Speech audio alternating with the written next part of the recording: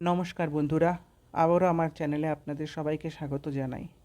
আজ আমরা চলে এসেছি কর্ণাটকার জেলার হাসান শহরে, যেখানে রয়েছে বিন্ধ্যগিরি পাহাড়, আর যার চূড়ায় দাঁড়িয়ে রয়েছে ভারতের অন্যতম প্রাচীন বিখ্যাত ভাস্কর্য গোমটেশ্বর মূর্তি। ব্যাঙ্গালোর থেকে প্রায় 150 কিলোমিটার দূরে অবস্থিত এই ঐতিহাসিক স্থানটি জৈন ধর্মের অন্যতম গুরুত্বপূর্ণ তীর্থস্থান।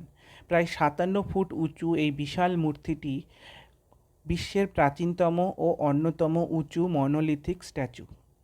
এই মূর্তির জৈন ধর্মের মহান ব্যক্তিত্ব বাহুবলী অর্থাৎ গোমটেশ্বরকে উৎসর্গ করা হয়েছে। প্রায় 981 খ্রিস্টাব্দে পশ্চিম গঙ্গা রাজবংশের সময় রাজা রাচামল্লা চতুর্থের মন্ত্রী ও সেনাপতি চামুণ্ডরায়ের উদ্যোগে এই মূর্তিটি নির্মাণ করা হয়। মূর্তিটিতে বাহুবলীকে গভীর ধ্যানের অবস্থায় দাঁড়িয়ে থাকতে দেখা যায়। তার পায়ের চারপাশে উঠে থাকা লতাগুল্ম তার দীর্ঘ তপস্যার প্রতীক, আর মুখের শান্ত অভিব্যক্তি প্রকাশ করে জৈন দর্শনের শান্তি, ত্যাগ ও জাগতিক আসক্তি থেকে মুক্তির ধারণা।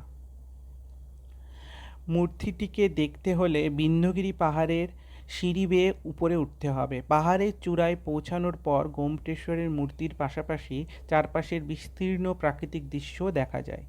এই স্থানটির সঙ্গে জড়িয়ে রয়েছে জৈন ধর্মের অন্যতম গুরুত্বপূর্ণ উৎসব মহামস্তকাভিষেক। এটি সাধারণত 12 বছর অন্তর অনুষ্ঠিত হয় এবং এই সময় দুধ, জাফরান, ঘি ও অন্যান্য উপকরণ দিয়ে এই বিশাল মূর্তিটিকে বিশেষ অভিষেক করা হয়। প্রায় 1000 বছরেরও বেশি সময় ধরে বিন্ধ্যগিরির চূড়ায় দাঁড়িয়ে থাকা গোমটেশ্বর মূর্তি আজও ভারতের প্রাচীন স্থাপত্য, ভাস্কর্য এবং জৈন ঐতিহ্যের এক অসাধারণ নিদর্শন। ভিডিওটি ভালো লাগলে অবশ্যই শেয়ার আর লাইক করবেন, আমার চ্যানেলটিকে সাবস্ক্রাইব করবেন। আবারও আসবো নতুন একটি ভিডিও নিয়ে। ধন্যবাদ।